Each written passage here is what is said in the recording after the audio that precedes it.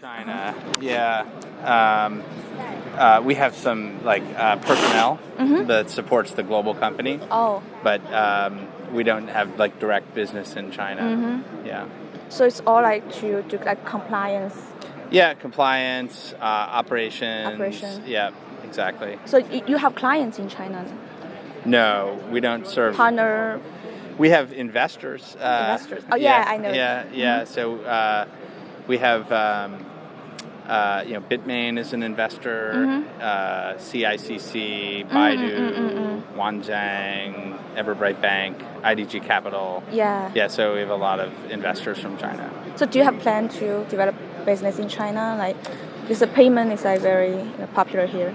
Yeah, I think our approach is we're trying to build a kind of open technologies that can connect different payment systems around the world using blockchains. And so it's not realistic for Circle to be in the China payments business because it's very much dominated by some large players. Yeah, domestic players. Yeah, so and those are tremendous companies. What we'd like to see is using blockchain technology, we'd like to see Chinese companies, connect to the rest of the world. The cross-border business. Cross-border, and we have, I think, great products in the U.S. and Europe, and are building technology, what are called stablecoins, to facilitate fiat payments over blockchains. And I think ideally we'd like to see other, companies in other markets also implement things like stablecoins and then connect digital wallets together so we can send and receive payments between digital wallets, not just only within one digital wallet. Right. But in terms of the blockchain payments, people say the blockchain, it's a very good technology, but it's still in the development. And the blockchain payment is very slow because it cannot deal with the transaction with very high frequency. You know what I mean? So I heard people just criticize or say question the future of the blockchain, or say the blockchain at the present. What do you think of this? Yeah. So it's correct to say that we're in the early stages of developing this technology. The sort of second generation blockchain platforms like Ethereum have only been around for a couple of years, and they're very powerful, but there's a lot more work to do to make these platforms scalable to support billions of users. Right. But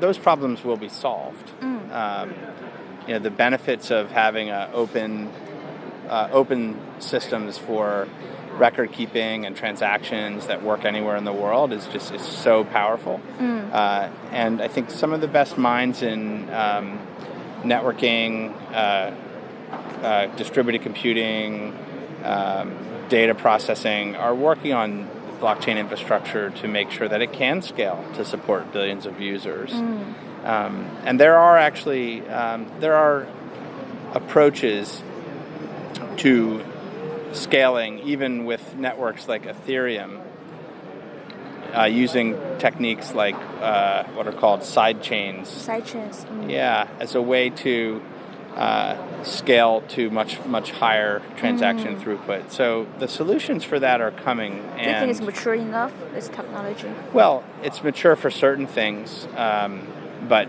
it's not yet at a place where you could have services that 1 billion people use for day-to-day payments. But it's the right foundation to build on. Sure. So the alternatives, which are centralized, are I think ultimately will be legacy systems. Yeah. And the decentralized infrastructure will support scaling models that work for these things. Yeah. So what do you think is the biggest challenge for development of blockchain payments? Is there anything that we have to go through or solve the problem? Well, I think the first is that we need to have common ways for fiat to be represented using crypto assets. So you need to be able to, what we say, tokenize fiat. So right now, like fiat money, central bank money, is tied up in kind of the centralized databases of the central banking system, and within the databases of commercial banks. And what we need is a way to convert fiat money and the records associated with fiat money into crypto tokens, and then that opens up the ability to use the blockchain as the settlement system, as the transaction processing system, and I think most importantly, it creates a way for you to build smart contracts around the fiat money. And a big part of the promise is the idea of programmable money, where it's not just for payments; it's for any kind of economic relationship. Right. It could be different types of economic contracts. You can write the contract in code, and then you can use fiat tokens as a way to actually share and move the value. Okay, in terms of the fiat, because we heard that like NYSD, the New York regulators in finance, is just give license to 2 stable coins. Yeah. Do you think it means the regulators they turn to be more supportive to digital fiat money? Do you think that's kind of like? I mean, every regulator in the world is going to be supportive of it, of course, and it's just it's the progression of payments technology.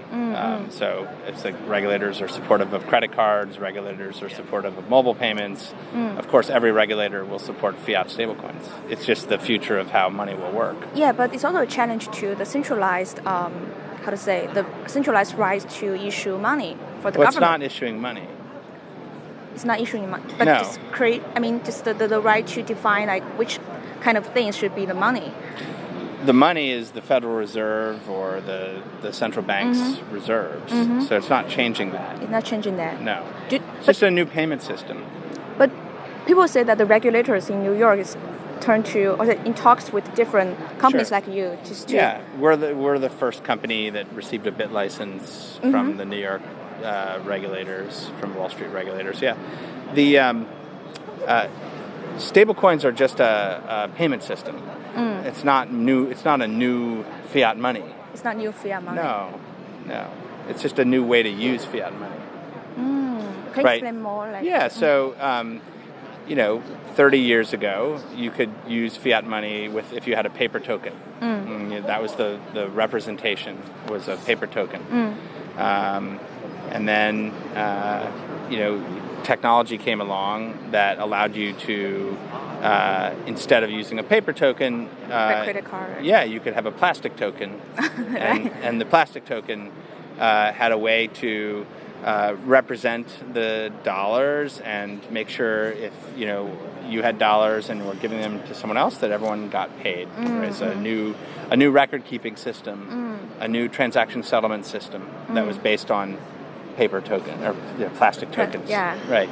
So then you saw some improvements where instead of the plastic tokens, you had the mobile QR codes, or you had NFC, tap to pay, Alipay, Apple Pay, and these are improvements on the credit card system, or they're kind of centralized digital payment schemes that are run by one company, and the stable coins are sort of another improvement, right? So it's another record keeping system, transaction settlement system, digital payment system, but instead of being centralized, it's a decentralized infrastructure.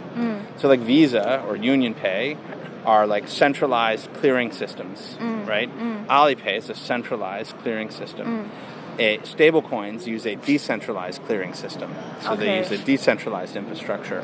But it's still the same fiat money. It's the same central bank money. It's the same central bank reserves. It's the same underlying banking system. So the underlying credit and risk of the banking system is the same. It's just that you have a new technology for the kind of record keeping and transaction settlement. Yeah. So it's a big improvement because it uses the reach of the whole internet for those transactions. I see. So the basic idea of the payments are the same. I mean, you need some clearing system, but one is centralized, one is decentralized. That's the difference. Yeah, I see. It's like the difference between, like, in the early days of the internet, you had like centralized online services, like America Online, right? So everyone would connect to America Online, and you could see the content that America Online had, and you could send messages to other America Online users, and that was online. Right, but that was a centralized online service, and then you had the World Wide Web, which was a decentralized information system. Right, anyone can create a website with a computer, and any other computer on the internet can connect to it and exchange information.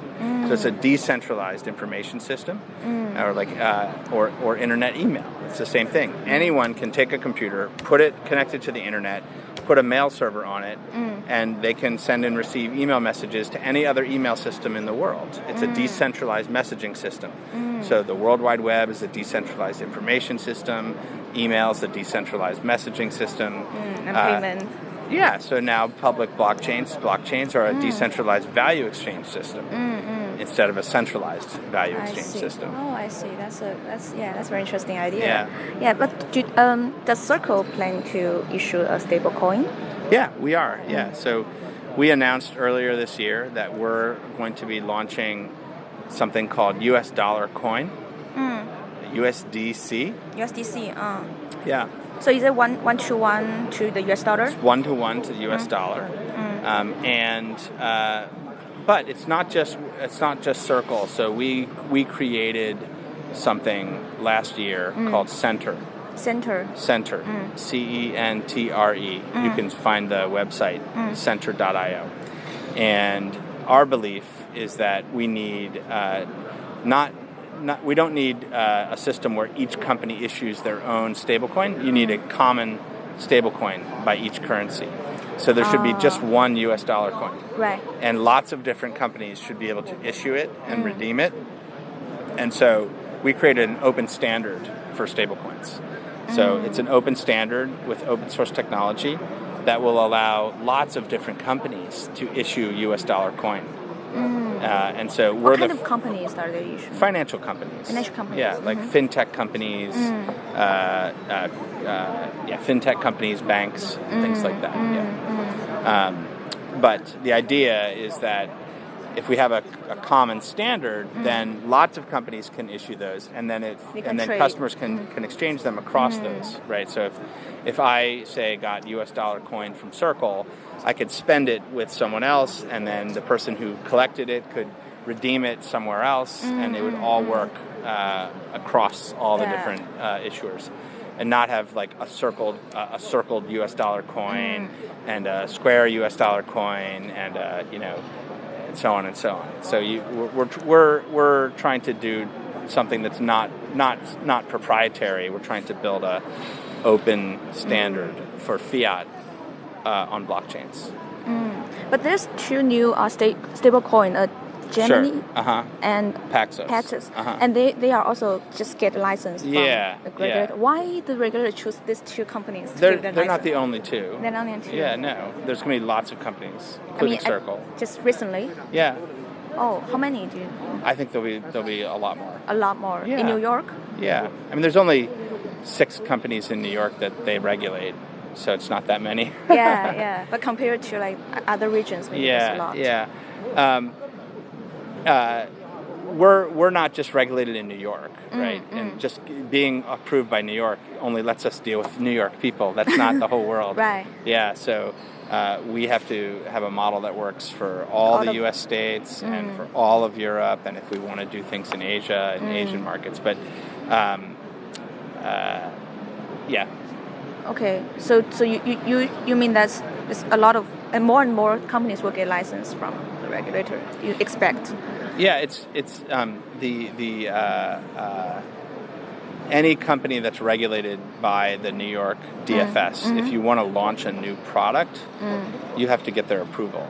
Okay. Yeah. So like we're launching new products, we get their approval. So you didn't see any change in the attitudes of the regulators towards like the stablecoin or No, of course. They're all trying to learn about it because it's a new thing. And so I think our regulators are all, very interested in this and supportive of this. It needs to be done in a way which manages the risks really well. Like know your customer, anti-money laundering, that's very things like important. that. Yeah, that's very important for regulators. Of course, yeah. I see. But do you think the blockchain payments is good enough to compete with the traditional counterparts?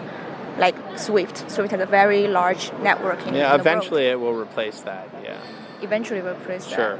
How about at present? And also people say the basic technology of blockchain is all from banks, the traditional banks. It's what? It's from the traditional banks. No, it's not. No. No, I mean Ethereum is just an open source project. So that's different. All of these everything's built on Ethereum right now. Like all of these projects. There's nothing else. Nothing else. Yeah, basically every stable coin, they're all built on Ethereum. So that the basic idea is different. But banks didn't come up with Ethereum. The open source community came up with Ethereum. I see. In fact, the banks are trying to do their own proprietary things, but no one's using that. So you're partnered with some like banks. Do you think the banks are like more and more acceptable or they're more and more willing to accept this technology and to replace their traditional technology? No, not in the short term. I think the companies that are going to be adopting this are technology companies. They're fintech companies, internet finance companies. That's who's going to lead this kind of revolution. Right. It's not going to be the big banks. Yeah, banks are too huge to follow the trend. Yeah, they'll wait until it's very, very safe and very established before they get involved. Yeah, and also I heard that your stablecoin is digital security backed. Is that accurate? No, it's asset backed. It's asset backed. Yeah, digital asset backed. Dollar backed. Yeah. So that's the same with other stablecoins. Yeah. Okay. Yeah, because I have some questions from my colleagues who are interested in you. Yeah. So, do you think that DAI, right? That should be regulated. Make or die. Yeah. Do you think that should be regulated? No, I don't. I think that's just that is kind of open. It's an open system for trying to create a price stable token. It's a kind of incentivized stable coin, but there's no issuer. There's no company. It's just a piece of technology. So it's very hard to regulate, actually. Yeah. So there's no individuals. Yeah, I think over time there'll be many, what people would call kind of algorithmic kind of stable coins, right? Where it's a token that incentivizes participants to keep its value stable and has kind of mechanics built into the token to incentivize market participants to price it. And there are a lot of experiments with that, and I think eventually there will be global price-stable cryptocurrencies that have no central issuer, that's just all decentralized. How long would it take? I think at a technology level, we'll see that happen in the next few years. Yeah, like in a decade? Less, much less. But whether it's something that's acceptable to businesses and consumers is a completely different story. It takes a long time, longer time for them. Yeah, because a business needs to pay their taxes and see the profits already there. Yeah, I think it's something that's built on the existing fiat money system is much more likely to be acceptable to businesses and consumers and to regulators. Right. Yeah, and also it is said that Circle is going to turn Poloniex into a licensed ATS. Yeah. So how's it going so far? And do you think it's a ideal format for regulated exchanges? Yeah. So we acquired Poloniex earlier this year. We are making a lot of improvements to that business. One of the things that we are working on is ensuring that we can be a registered and licensed exchange for trading securities. in what are called security tokens. So right now, Poloniex only allows for trading of cryptocurrencies and what people call crypto commodities, right? But there's this new idea of security tokens, which are tokens that represent some kind of investment contract, so they're more like traditional securities. And the SEC has created a kind of set of guidelines for how that can work, and we're of course working towards having that kind of licensing. But we're working on it. Do you think it's an ideal format? I think for crypto assets, there's many types. There's currencies, there's commodities, and there's securities that can be representing using crypto. The kind of crypto securities, there needs to be regulated exchanges for those. That makes sense. And then, but currency exchange and the kind of commodity exchange, that's not really overseen by the traditional securities regulators. So there will end up being, I think, different licenses for different types of activity. Right. Just to have a very focused regulation area. I see. And do you think that opening decentralized exchange, I mean, we consider that in the future? I think that there's sort of different types of decentralized exchange technology. There's the kind of protocols that allow for decentralized trading. I think that most professional investors or institutions will want to have regulated platforms that they're trading on, and those are not likely to be decentralized. But there are some benefits to decentralized exchange technology. For example, right now in crypto, if you want to trade on an exchange, you have to transfer your assets to the exchange, and then you're depending on the exchange and the security and custody of the exchange, and there's risk there. Right. So I think a lot of people would like to be able to sort of maintain their own custody, but then have a kind of decentralized settlement, right? So you might have a kind of centralized market in terms of market participants and having the order books and the KYC be centralized, but then have a decentralized settlement. Right. So there's a lot of different approaches to this, and we look at all of those. I see. And BitGo, that BitGo has announced it received regulatory approval in South Dakota to offer cryptocurrency custody services. So what do you think about this move? And Circle is also working on crypto asset custody and investment.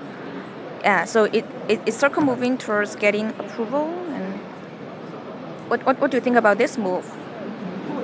Yeah, I think it's great. There's different types of regulations on custody, and one approach is to be a trust bank, and that's what they've done. So that's a good thing. I think that's a good thing for our industry. We don't currently offer like third-party custody services, right? We have our own infrastructure for custody, which we use to control our own assets and the assets of our exchange and our retail products. But we don't offer like a regulated custodian offering. That's something that certainly is interesting, but it's not something that we currently do. I see. And so, are you looking for a federal banking license right now? Or will you do that? Yeah. We have talked about our interest in the potential for a national bank charter. We have not submitted an application for that right now. But it's certainly something we're interested in. I think whether it's custody or future products that we might want to launch, it's something that's interesting to us. But right now, our main focus is on setting up a broker-dealer and an ATS, and so getting the kind of securities and capital markets licensing and infrastructure in place. That's the primary place that we're focused right now. And what do you think about the cryptocurrency market? Do you think it's a short-term or long-term bear market now? Is it short-term or long-term bear market? Because now people say it's a bear market. I don't like to guess. I think what I would say is, first of all, the kind of market correction was a very healthy market correction. In terms of? Well, the amount of growth in the assets and the kind of speculation around those was completely detached from the reality, right? So it was so much crazy valuations. So it was very important that prices sort of come back down to earth. So we expected a significant correction, and so that's a really healthy thing.